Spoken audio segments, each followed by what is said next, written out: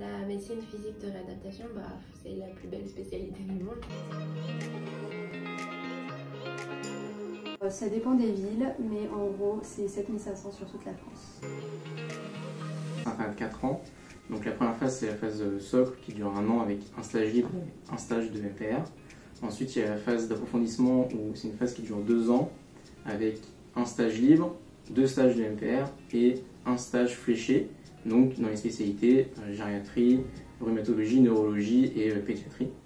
Et après la dernière phase, donc la phase de consolidation, qui va être une phase avec 2 stages de MPR ou un statut de docteur junior.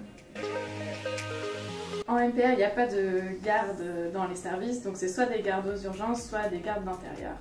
Il y a plein de DU et il y a plein de FST, notamment celle de médecine du sport, médecine du sommeil, médecine de la douleur.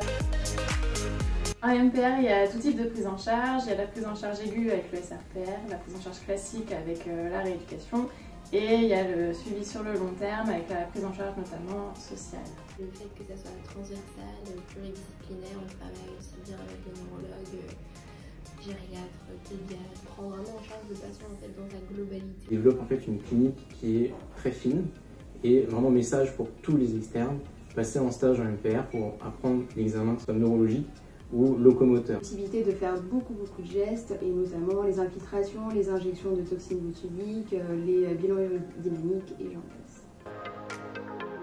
Tout d'abord, le temps de prise en charge est beaucoup plus long comparé à d'autres spécialités. Où il y avait une amélioration des patients sur quelques jours, ça va prendre vraiment plusieurs mois. C'est une spécialité qui est méconnue du grand public, mais aussi des autres médecins. Certains diront que c'est une spécialité qui manque de dynamisme. Moi, je pense qu'elle a surtout le dynamisme qu'on lui donne.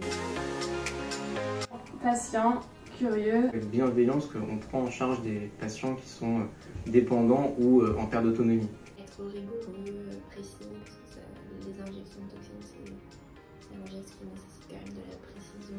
Et surtout avoir un esprit d'équipe. L'emploi après l'internat, ça peut se faire dans le secteur public, ça peut se faire dans le secteur privé, on peut faire un mix des deux et on peut travailler dans le médico-social. Les horaires sont confortables, on commence pas à 7h, on finit pas à 23h. C'est une spécialité qui est hyper variée, du coup on peut vraiment choisir ce qu'on aime et faire ce qu'on veut. C'est 77 000 € annuels, net, tout secteur confondu. Il existe énormément de possibilités avec des champs très larges, tels que la recherche fondamentale, la recherche plus clinique, dans énormément de domaines variés, avec un impact très important des nouvelles technologies, comme par exemple l'analyse quantifiée de la marche, tout ce qui va être appareillage, la réalité virtuelle, l'intelligence artificielle. Avec une spécialité qui est énormément dynamique, avec beaucoup d'évolutions actuellement et qui sont attendues dans le futur en termes de soins apportés, d'innovations technologiques mises en place au service des patients. Comme a dit un de mes chefs un jour, il n'y a pas de MPR malheureux. Tout le monde est bienveillant. Bienvenue dans la spécialité, soyez heureux.